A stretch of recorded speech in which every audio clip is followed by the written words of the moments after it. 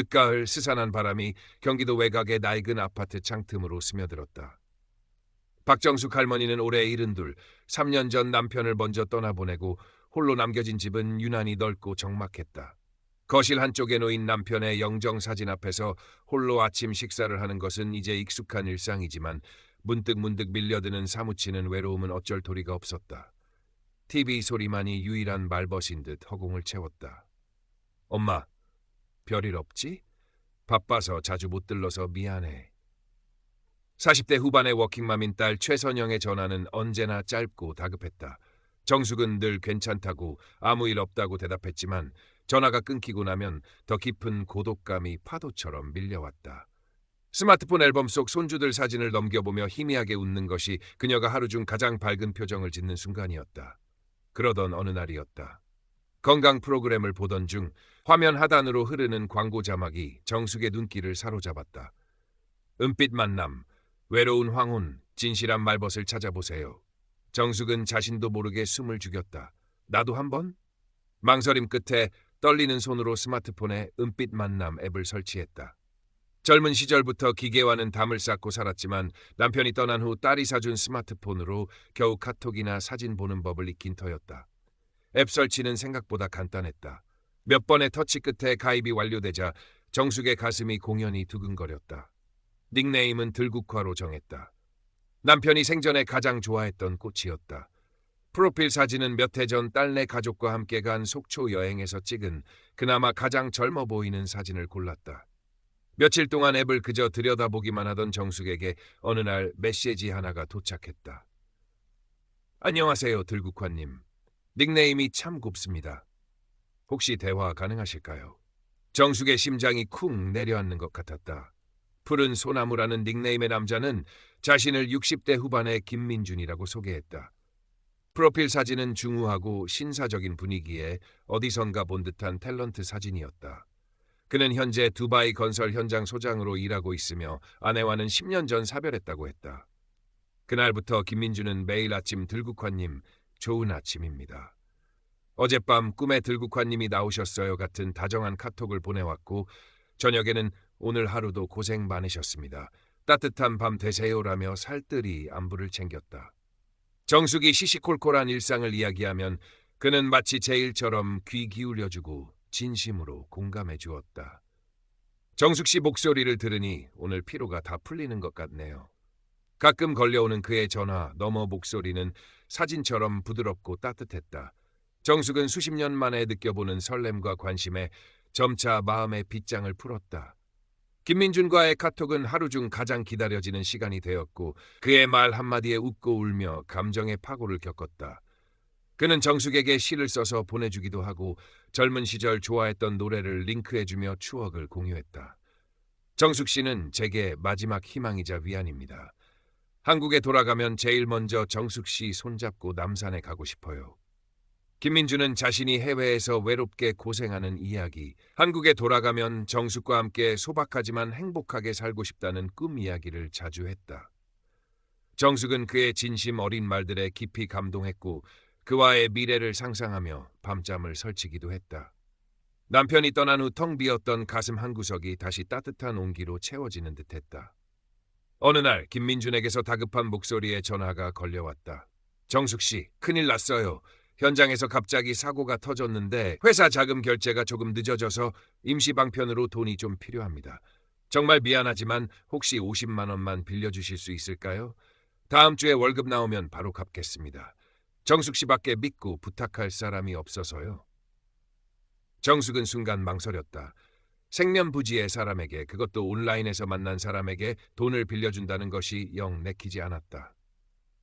하지만 그의 간절한 목소리와 정숙 씨밖에 믿을 사람이 없다는 말이 귓가에 맴돌았다. 그동안 그가 보여준 다정함과 진심을 떠올리니 차마 거절할 수가 없었다. 정숙은 조심스럽게 그의 계좌번호를 물었고 떨리는 손으로 은행 앱을 통해 50만 원을 송금했다. 정숙 씨, 정말 고맙습니다. 이 은혜는 평생 잊지 않겠습니다. 돈을 받은 김민주는 몇 번이고 고맙다는 인사를 전했다. 정숙은 작은 불안감과 함께 그에게 도움이 되었다는 생각에 뿌듯함을 느꼈다. 그 후로 김민준의 금전 요구는 교묘하게 이어졌다. 어머니가 갑자기 편찮으셔서 병원비가 급하게 필요하다. 현장 인부들 월급날이 다가오는데 회사에서 송금이 늦어진다. 한국에 계신 외아들 등록금이 모자란다 등 이유는 다양했다. 액수는 처음 50만 원에서 시작해 100만 원, 200만 원으로 점점 커져갔다. 정숙은 남편이 남긴 얼마 안 되는 유산과 평생 아껴 모은 자신의 비상금을 조금씩 그에게 보내주었다. 돈을 보낼 때마다 가슴 한 구석이 싸늘하게 식는 것 같았지만 김민준의 달콤한 말과 이것만 해결되면 우리 함께 행복하게 살 수 있다는 약속에 애써 불안감을 외면했다. 이미 준 돈이 아깝기도 했고 그를 믿고 싶은 마음이 더 컸다. 그를 의심하는 것은 곧 자신이 어리석었다는 것을 인정하는 것 같아 두려웠다. 딸 선영은 어머니의 변화를 가장 먼저 감지했다. 부쩍 휴대폰을 손에서 놓지 않고 혼자 웃거나 얼굴을 붉히는 일이 잦아졌다. 가끔은 통화하며 어머 민준 씨도 참 하며 소녀처럼 수줍어하기도 했다. 엄마, 요즘 좋은 일 있으세요? 얼굴이 좋아지셨네. 선영의 물음에 정숙은 아니다, 그냥 날씨가 좋아서 그런가 보다라며 얼버무렸다. 하지만 선영의 눈을 속일 수는 없었다. 어느 날 어머니의 통장에서 심상치 않은 액수의 돈이 여러 차례 빠져나간 것을 우연히 발견한 선영은 직감적으로 뭔가 잘못되었다는 것을 느꼈다. 엄마, 이 돈들 다 뭐예요? 누구한테 보내신 거예요? 선영의 추궁에 정숙은 당황하며 화를 냈다. 내가 신경 쓸 일 아니다. 내 돈 내가 쓰는데 뭐가 문제냐? 엄마 혹시 누구 이상한 사람 만나는 거 아니에요? 요즘 인터넷으로 사기치는 사람들 많대요. 뭐라는 거냐? 민준 씨는 그런 사람 아니야. 너는 엄마가 행복해지는 게 싫은 거니? 정숙은 평소답지 않게 날카롭게 쏘아붙였다. 선영은 어머니의 완강한 태도에 더 이상 말을 잇지 못했지만 불안감은 더욱 커져만 갔다. 그날부터 선영은 틈틈이 인터넷에서 온라인 로맨스 스캠, 노인 대상 금융 사기 등을 검색하며 정보를 모으기 시작했다. 검색 결과는 암담했다. 어머니가 겪고 있는 상황과 너무나도 유사한 사례들이 넘쳐났다. 선영은 어머니 몰래 휴대폰에서 푸른 소나무 김민준의 프로필 사진을 찍어 구글 이미지 검색을 해보았다. 놀랍게도 그 사진은 몇 년 전 한 드라마에 출연했던 중견 배우의 홍보 사진이었다. 심장이 철렁 내려앉았다. 엄마, 이 사람 배우예요. 엄마 속고 있는 거라고요. 선영이 떨리는 목소리로 증거를 내밀었지만 정숙은 고개를 저었다. 아니다. 민준 씨가 그럴 리 없어. 그냥 닮은 사람이겠지. 아니면 배우였던 과거가 있을 수도 있고. 네가 뭘 안다고 함부로 말하느냐. 정숙은 오히려 선영을 나무랐다.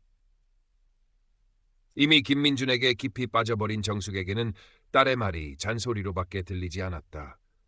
모녀 사이에는 차가운 벽이 생겼고 대화는 단절되었다. 정숙은 딸이 자신의 행복을 시기한다고까지 생각했다.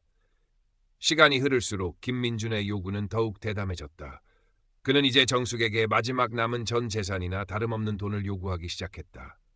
정숙 씨, 드디어 모든 일이 잘 풀려서 한국으로 돌아갈 준비를 하고 있습니다.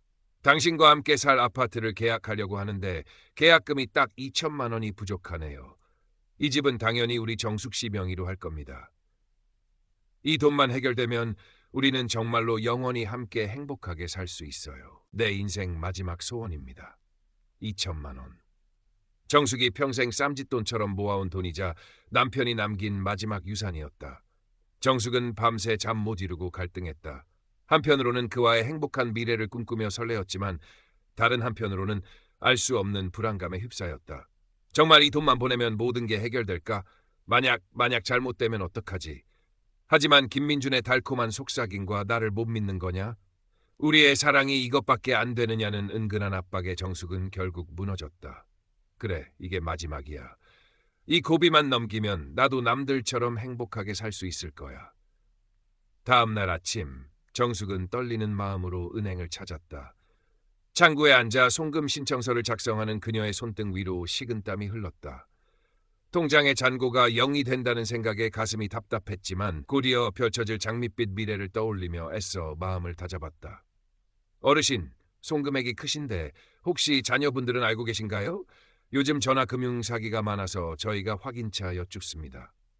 은행원의 조심스러운 물음에 정숙은 버럭 화를 냈다. 내 돈 내가 쓰는데 무슨 상관이요? 빨리 처리나 해줘요. 그때였다. 은행 문을 박차고 다급하게 뛰어들어오는 사람이 있었다. 땀범벅이 된 딸 선영이었다. 엄마, 안 돼. 제발 보내지 마세요. 그 사람 사기꾼이라고요, 엄마. 선영은 울부짖으며 정숙의 팔을 붙잡았다. 정숙은 딸의 갑작스러운 등장에 당황했지만 이내 분노가 치밀었다. 네가 여길 어떻게 알고 왔어? 이거 놔. 내 인생 마지막 행복일지도 모르는데 네가 뭔데 망치려 드는 거야. 엄마 제발 정신 좀 차리세요. 이 사람 사진 배우 사진 도용한 거라고요. 제가 다 찾아봤어요. 인터넷에 엄마랑 똑같은 수법으로 당한 사람들 이야기가 수두룩해요. 선영은 그동안 모아온 증거 자료들을 정숙의 눈앞에 펼쳐 보였다. 김민준의 프로필 사진과 실제 배우의 사진을 비교한 화면, 로맨스 스캠 피해 사례 기사들, 사기꾼들이 주로 사용하는 수법을 정리한 글까지. 정숙은 완강히 부정하며 선영과 실랑이를 벌였다. 은행 안의 모든 사람들의 시선이 두 모녀에게 쏠렸다. 아니다. 이건 다 거짓말이야. 민준 씨는 나한테 그럴 사람 아니야. 그럼 지금 전화해보세요, 엄마. 전화해서 이 돈 보내도 되는지 직접 물어보시라고요. 선영의 절박한 외침에 정숙은 잠시 망설였다. 떨리는 손으로 스마트폰을 꺼내 김민준에게 전화를 걸었다. 신호음은 몇 번 울리다 끊어졌다. 다시 걸었지만 마찬가지였다. 불안감이 엄습했다. 바쁜가 보지. 현장 일이라는 게 원래 그러니까. 정숙이 애써 변명하려 할 때 선영이 정숙의 스마트폰을 빼앗아 들고 김민준에게 카카오톡 메시지를 보냈다. 김민준 씨, 지금 엄마가 2천만 원 보내려고 은행에 와 있어요. 정말 이 돈 보내도 되는 건가요? 당신 정말 두바이 건설 현장 소장 맞아요? 당신 프로필 사진, 그거 배우 우우우 씨 사진이던데요. 잠시 후 김민준에게서 답장이 왔다. 그러나 그 내용은 정숙이 기대했던 다정한 해명이나 안심시키는 말이 아니었다. 더 이상 귀찮게 하지 마시오. 당신 같은 노인네 상대할 시간 없으니까. 그리고 그 돈 이미 잘 받았소. 멍청한 할망구 같으니라고. 메시지를 확인한 선영의 얼굴이 하얗게 질렸다. 정숙은 딸의 표정을 보고 직감적으로 무언가 잘못되었음을 깨달았다. 떨리는 손으로 스마트폰을 받아든 정숙의 눈에 들어온 것은 차갑고 잔인한 조롱의 메시지였다. 그리고 이내 김민준의 카카오톡 프로필 사진이 사라지고 알 수 없음이라는 문구로 바뀌었다. 차단당한 것이다. 순간 정숙의 머릿속이 하얗게 비는 것 같았다. 다리가 후들거리고 숨이 막혔다. 그동안 그가 속삭였던 사랑의 말들, 함께 꿈꿨던 미래, 그 모든 것이 한낱 신기루처럼 사라져버렸다. 자신이 평생 모은 돈, 남편이 남긴 마지막 흔적까지 송두리째 빼앗겼다는 절망감과 함께 바보처럼 속아 넘어간 자신에 대한 참을 수 없는 수치심이 온몸을 꿰뚫었다. 정숙은 그 자리에 주저앉아 목 놓아 통곡했다. 은행 안은 삽시간에 정적에 휩싸였고 사람들은 안타까운 시선으로 오열하는 노파와 망연자실한 딸을 바라볼 뿐이었다. 선영은 아무 말 없이 무너진 어머니를 부축해 일으켰다. 세상이 무너지는 듯한 절망 속에서 정숙은 자신이 기댈 곳은 이제 아무데도 없다는 것을 깨달았다. 그 후 며칠 동안 정숙은 식음을 전폐하고 방 안에 틀어박혔다. 창문에는 검은 커튼이 드리워졌고 방 안은 그녀의 마음처럼 어둡고 차가웠다. 내가 죽어야지. 이런 바보 같은 년은 살 가치도 없어. 자책과 절망이 번갈아 그녀를 덮쳤다. 밤에는 악몽에 시달렸고 낮에는 멍하니 허공만 바라보았다. 웃음도 눈물도 모두 메말라버린 듯했다. 선영은 직장에 급히 휴가를 내고 헌신적으로 어머니 곁을 지켰다. 억지로 죽을 끓여 떠먹이고 밤새 잠 못 이루는 어머니의 등을 토닥였다. 엄마 잘못 아니야. 엄마 마음 이용한 그놈이 천하의 나쁜 놈이지. 제발 기운 내. 이제 다 잊고 나랑 다시 시작하자. 응? 선영의 간절한 위로에도 정숙의 마음은 쉽게 열리지 않았다.